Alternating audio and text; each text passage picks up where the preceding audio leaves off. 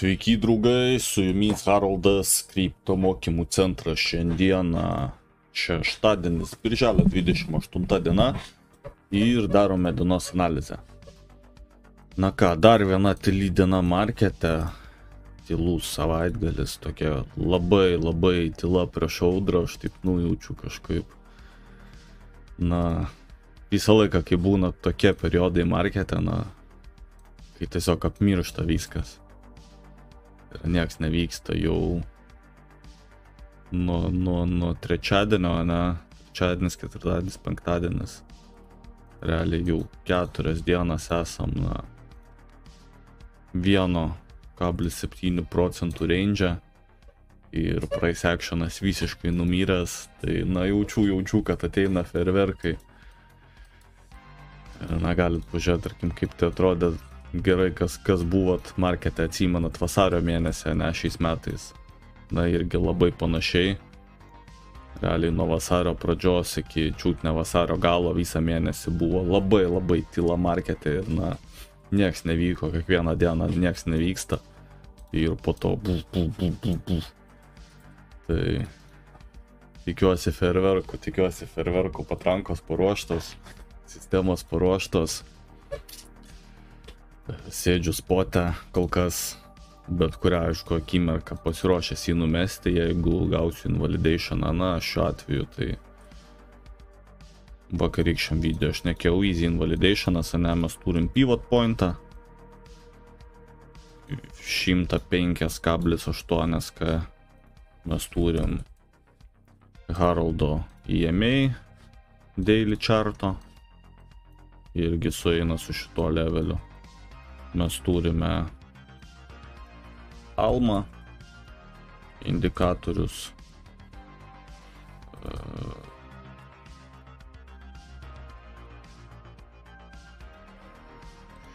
Alma 100 irgi vienas moving averages, kurį mėgstu naudoti labai gerai. Jisai parodo, kur yra bullish trendai, kur bearish trendai, irgi sueina su šituo leveliu. Mes turime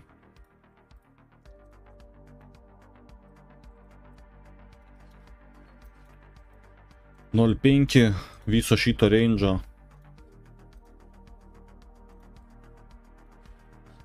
Irgi puikiai sueina su šito leveliu. Tai pilna confluence šitoj zonai ir labai easy invalidationas ir easy trade'as.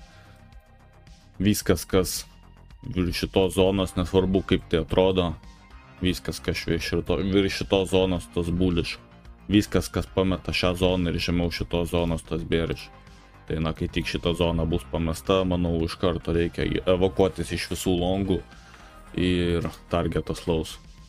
Ir kuo ilgiau mes čia smulkysime, tuo didesnė tikimybė, kad targetas nauji highs. O ar bus tas tikrasis breakoutas, tikrasis trendas, ar bus tiesiog sweepas, sunku pasakyti. Vėlgi šitoj vietoj naudočiau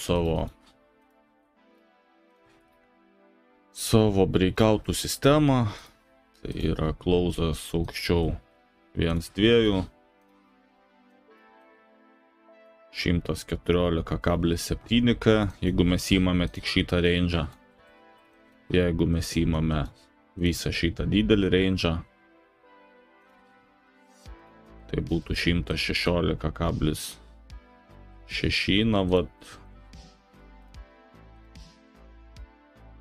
Close'as daily, weekly žvakių šitoj zonui užkonfirmintų, kad čia tikrai turbūt breakoutas. Ir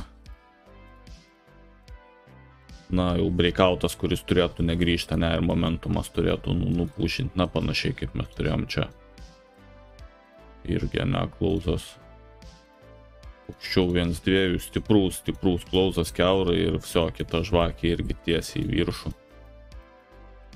Mes čia dar turėjom.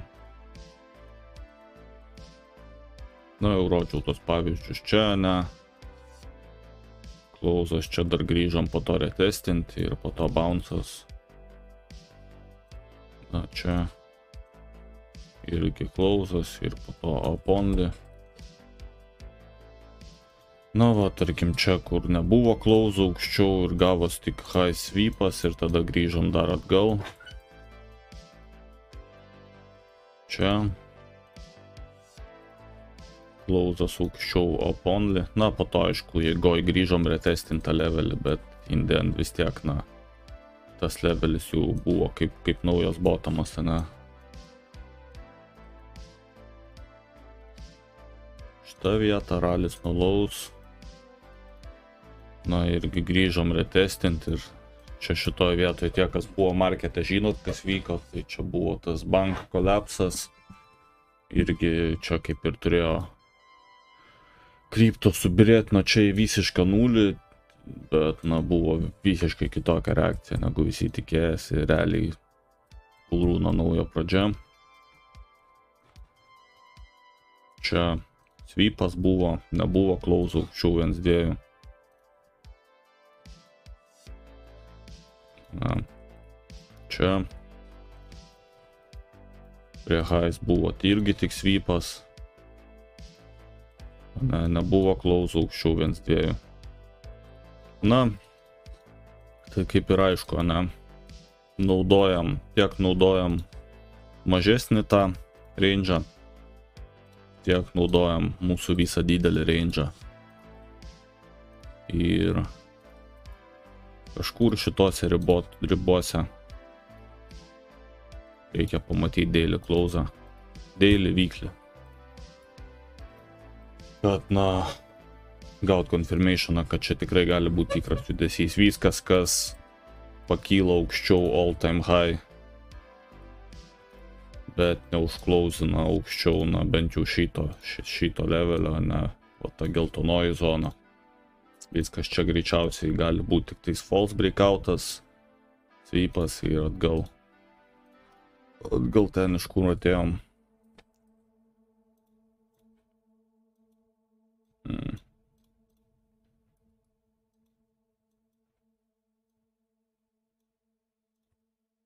Blet.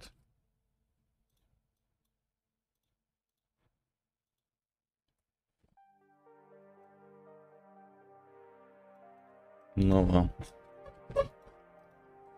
Tai, na, tikrai nereiktų eipint ir mumboint, kai BTC bus geltonoj zonai. Tai, na, tikrai dar tokia no man's landas. Tik prasimušus pro raudoną zoną galėtų kažkas atsitikti rimtesnio. Tai, na, viable longint arba dabar, kai yra easy invalidationas, ne, nuo dabartinės kainos iki invalidationo 1,5%, na, tai centai. Čia easy invalidationas. Na, arba jau tik tais raudonoj zonai. Realiai visa šita zona, sakyčiau, na, nuo šito gal high iki raudono bokso, čia tiesiog, na, no go zona. Shortint nebent, bet, na, irgi tai turėtų atrodyti, kad kažkoks kaip ir sweepas, bet kaip ir nepaėjo ir grįžti atgal. Jeigu, tarkim, kaina nueitų iki raudonos zonos, bet neusiklausintų ir grįžtų atgal ir pradėtų va taip, jeigu atrodytų, ne, kur praeina čiut ne visą geltoną zoną ir po to išeina iš jos, tai šitoj vietoj, nu, uždaryti spot pozicijas, uždaryti visus longus ir gal shortint. Ir, na, targetas turbūt atgal range'ą, į vidurį range'ą arba lows. Tai tiek, laukiam įdomesnių dienų. Sakau, na, toks price actionas, koks yra dabar, tikrai prives prie gražių fejerverkų. Į kažkurią tai pusę sunku pasakyti, aišku, į kurią. Bet, na, tiek, kad žiūrit video, žinot, mano tas spiruoklės analogija, ne, tai, na, mes turėjom labai greitą ralį nuo lows. Tiesiog up only ralis nuo lows ir dabar spiruoklė susisukinėja, kad po to iššauti kažkurią pusę. Tai toks video šiandieną. Dėkui, kad žiūrėjot, spauskit like, subscribe, pereikite Telegram kanalą. Su jumis buvo Haroldas, susitiksime rytoj.